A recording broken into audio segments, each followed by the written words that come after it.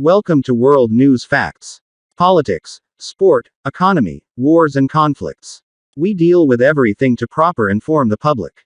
News source are legit. You can leave the appreciation to the content after watching. If you don't like, please feel free to click the unlike button, subscribe, share, comment or do what is best. Now it's time to sit down, popcorn at hand and some drinks to enjoy this latest news.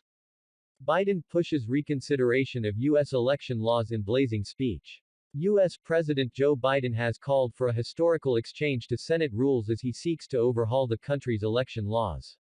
In an impassioned speech, he stated he supported adjustments that would permit his voting reforms to be exceeded besides the guide of opposition Republicans. Misgivings from two senators in his party are hampering his plans, and no Republicans have backed them. Currently, a majority of 60% is wished to bypass most regulation in the Senate.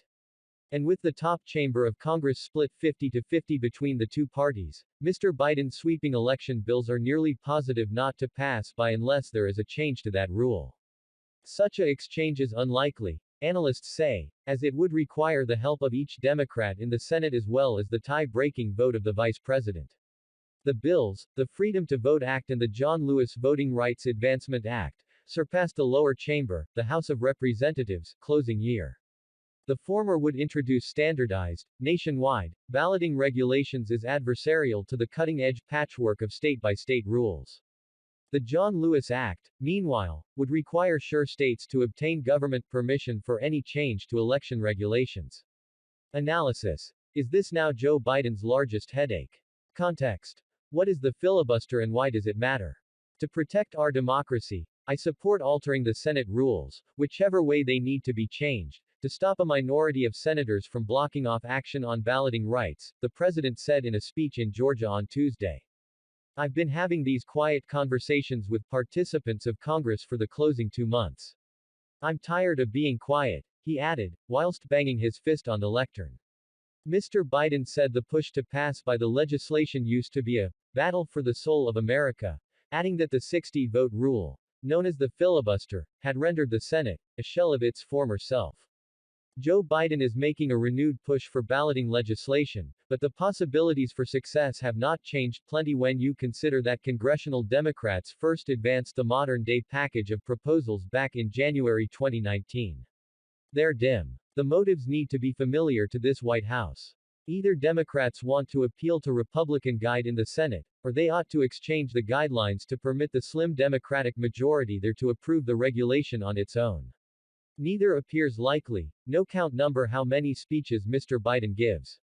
Mr. Biden's Georgia day trip ought to genuinely be and strive to satisfy restive participants of his party's base, who accept as true with the president is now not doing adequate to promote what they see as the most important problem going through the country, and their birthday party, today.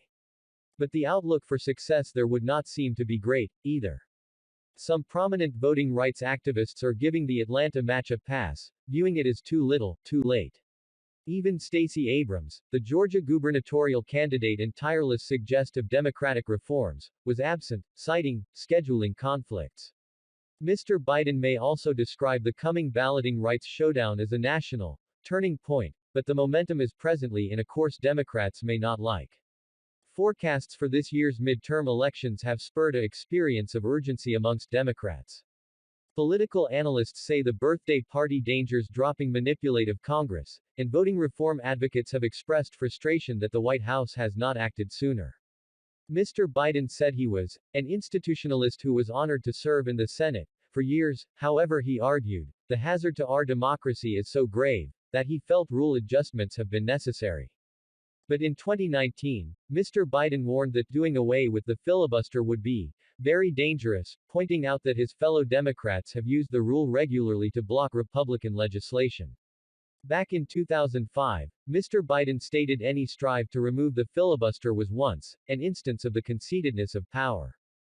Former President Donald Trump referred to as for the filibuster to be scrapped when his fellow Republicans managed the Senate, but then Senate Minority Leader Mitch McConnell refused to go for the nuclear option, as it is recognized on Capitol Hill. Republicans have argued that Mr. Biden's vote-casting rules would impose questionable country-wide standards on nearby elections.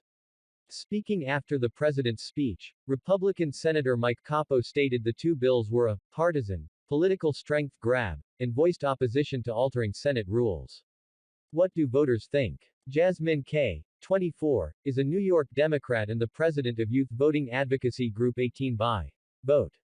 She is glad to see the president speak me about expanding balloting access, but needs to see Congress pass legislation that would warranty reform. We're pissed off with all the forms round voting rights, she says. If we don't have complete voting rights reform, then we're not able to have a say in what is carried out in our government. Enthusiasm is waning among younger Americans. Ryan Doucette, 18, is an Ohio Republican and chief of body of workers to the Young Conservatives at Gen Z GOP.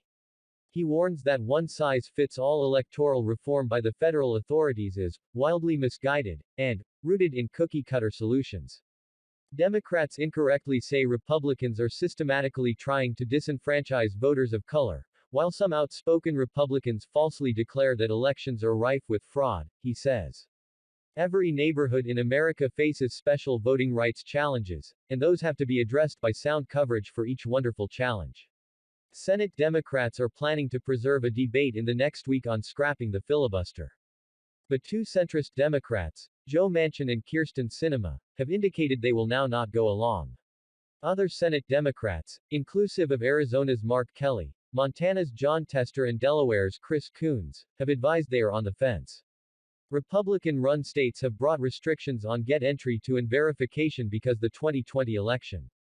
They claim substantial voter fraud, although little concrete proof has come to light.